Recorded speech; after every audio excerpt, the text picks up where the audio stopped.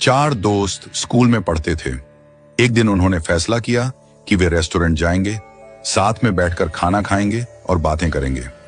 वे एक छोटे से रेस्टोरेंट में गए, खाना ऑर्डर किया और हंसी मजाक के साथ अपनी दोस्ती के लम्हों का आनंद लेने लगे। बातों बातों में उन्होंने एक निर्णय लिया। आज के बाद वे ठीक 40 साल बाद इसी जगह मिलेंगे। वे तब तक अपने अपने करियर में व्यस्त रहेंगे और सफलता हासिल करेंगे। शर्त यह थी कि जो सबसे देर से पहुंचेगा वही पूरे खाने का बिल चुकाएगा। समय बीतता गया। चारों दोस्त अपनी अपनी जिंदगी में आगे बढ़ गए। कोई बिजनेसमैन बना, कोई वकील, कोई जज और कोई अध्यापक। सभी अपने कार्य क्षेत्र में सफलता की ऊंचाइयों को छूने लगे। 40 साल बाद अब वह छोटा सा रेस्टोरेंट एक भव्य 5 स्टार होटल बन चुका था और वहां काम करने वाला एक साधारण वेटर अब उस होटल का मालिक बन चुका था।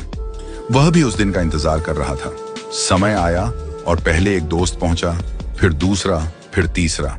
वे एक दूसरे से मिलकर बेहद खुश हुए, लेकिन चौथा दोस्त अभी तक नहीं आया था। थोड़ी देर बाद होटल के रिसेप्शन पर फोन आया। होटल मालिक ने फोन उठाया और कहा, आपके चौथे मित्र ने कहा है कि आप लोग खाना शुरू कर दीजिए, वह बस आने ही वाले हैं। तीनों ने सोचा कि शायद वह किसी काम में फंस गया होगा और सबसे देर से आने वाला वही होगा। उन्होंने भोजन किया, पुरानी यादें ताजा की, अपनी अपनी जिंदगी के अनुभव बांटे। काफी देर बीत गई, लेकिन चौथा दोस्त नहीं आया। जब बिल मंगवाने का समय आया तो होटल मालिक ने कहा, बिल पहले ही चुका दिया गया है। तीनों हैरान हुए। किसने? होटल मालिक ने जवाब दिया, आपके मित्र ने। थोड़ी देर बाद जब वे जाने लगे तभी होटल के बाहर एक सरकारी गाड़ी आकर रुकी।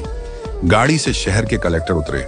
कलेक्टर ने तीनों दोस्तों के पैर छुए और कहा, अंकल नमस्ते।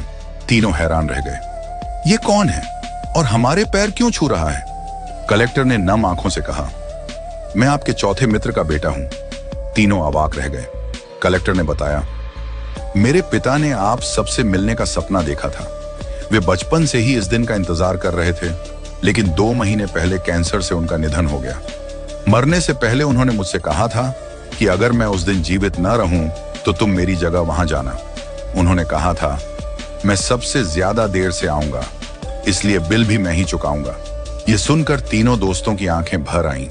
तीनों दोस्तों को अपने मित्र की मृत्यु का गहरा दुख हुआ, लेकिन उससे भी ज्यादा दुख इस बात का था कि 40 साल तक वे एक दूसरे से नहीं मिले। क्यों इतनी जिद की कि 40 साल इंतजार करना पड़ा? क्या फायदा ऐसी शर्त का जो दोस्ती से ज्यादा महत्वपूर्ण हो गई? आज हम भी अपनी जिंदगी में यही गलती कर रहे हैं। हम अपने परिवार, रिश्तेदारों और दोस्तों से मिलने का समय नहीं निकालते।